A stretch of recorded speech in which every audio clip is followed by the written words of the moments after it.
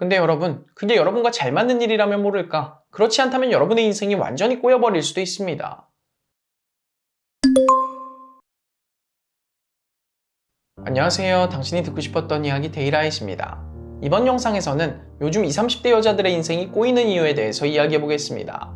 여러분도 아시다시피 제 채널의 부제가 당신이 듣고 싶었던 이야기잖아요. 저는 원래 이 채널을 다양한 이야기를 하려고 만들었는데 워낙 남자 심리 콘텐츠가 인기가 많다 보니까 작년에는 다른 이야기들을 많이 못했던 것 같아요.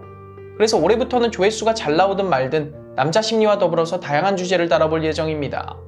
요즘 그야말로 혼돈의 시대죠. 학생들은 학교를 갔다 못 갔다 하고, 직장인들은 급여가 동결되거나 깎이고, 자영업자들은 가게 운영을 제한받거나 아예 못 열고, 시국이 이렇다 보니까 책이나 유튜브, 심지어는 공중파 방송에서도 자꾸 위기의식을 심어줘요.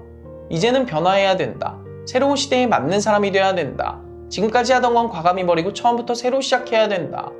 그래서 요즘 유튜브를 보면 주식 투자에 관한 영상, 창업에 관한 영상, 플랫폼 비즈니스에 대한 영상이 조회수가 어마어마하게 나오죠.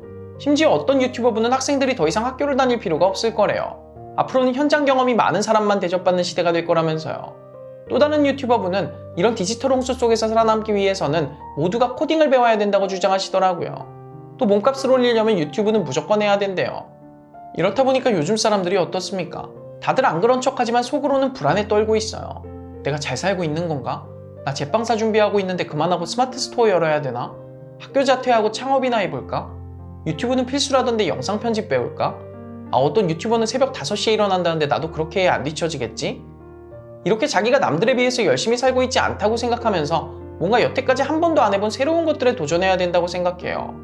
근데 여러분, 그게 여러분과 잘 맞는 일이라면 모를까? 그렇지 않다면 여러분의 인생이 완전히 꼬여버릴 수도 있습니다. 무작정 트렌드를 쫓지 마세요. 또 부자가 되려고 너무 애쓰지도 마세요. 물론 열심히 노력해서 부자가 되는 건 멋진 일이죠. 저도 그러고 싶어요. 근데 더 중요한 건 여러분답게 살아야죠. 부자도 여러분답게 되셔야죠. 왜 나에게 맞지도 않는 걸 억지로 하시면서까지 부자가 되려고 하십니까? 지금이 위기인 거 저도 알아요. 많은 것들이 변화하고 있다는 것도 충분히 알고 있습니다. 근데 그렇다고 모든 걸 바꾸실 필요는 없어요. 어차피 성공은 여러분이 하던 일에서 하게 되어 있어요. 돈은 여러분이 하던 일에서 벌리게 되어 있단 말이죠. 기존에 하던 것에서 변화를 줄 생각을 해야지 아예 제로부터 시작하실 필요는 없다는 겁니다. 자꾸 많은 사람들이 비즈니스 유튜브를 보고 월 1,000만 원, 연봉 1억을 벌게 해주는 방법에 집착을 하시는데 저는 그게 약간 위험하다고 생각해요. 그리고 저는 돈의 액수가 성공의 기준이 되어서는 안 된다고 생각합니다. 왜 모든 사람들이 월에 1,000만 원을 벌어야 되는 거죠? 왜 모든 사람들이 임대인이 돼야 되는 건가요? 그냥 내가 좋아하는 일 하면서 나와 가족이 쓰기에 부족하지 않을 만큼 벌고 그걸로 좋아하는 사람들에게 밥도 사고 남은 돈으로 좋은 금융상품에 투자할 정도만 있으면 되는 거 아닌가요?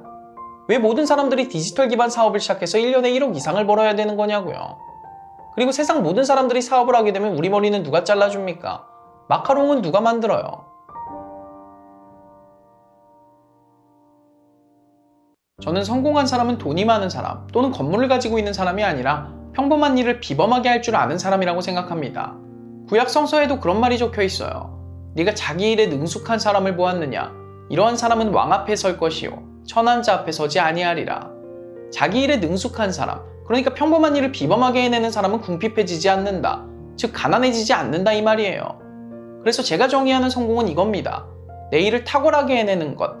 그런 사람에겐 그에 합당한 부와 명예가 저절로 따라오게 되어 있습니다. 반대로 저는 나랑 맞지 않는 일을 단순히 좋아 보인다고, 돈이 잘 벌린다고 하는 사람은 실패할 수밖에 없다고 생각합니다. 그런 의미에서 저는 유튜브를 무조건 시작하라고 추천하는 건 책임감이 없는 말이라고 생각해요. 물론 자기가 해보니까 괜찮아서 정말 이게 도움이 되니까 좋은 마음으로 추천을 해주신 거겠죠. 근데 그분들이 간과하고 있는 게 뭐예요? 유튜브도 맞는 사람이 있고 안 맞는 사람이 있다는 거죠. 결국 보면 유튜브도 철저한 재능의 영역이에요. 예를 들어서 여러분 친구 중에 진짜 노재민 회계사 친구가 있어요. 그냥 이 친구가 입만 열면 분위기가 참담할 정도로 싸해져. 근데 이 친구가 자기는 꼭 개그맨이 될 거래. 그러면서 매년 개그맨 시험에 응시하는 거예요.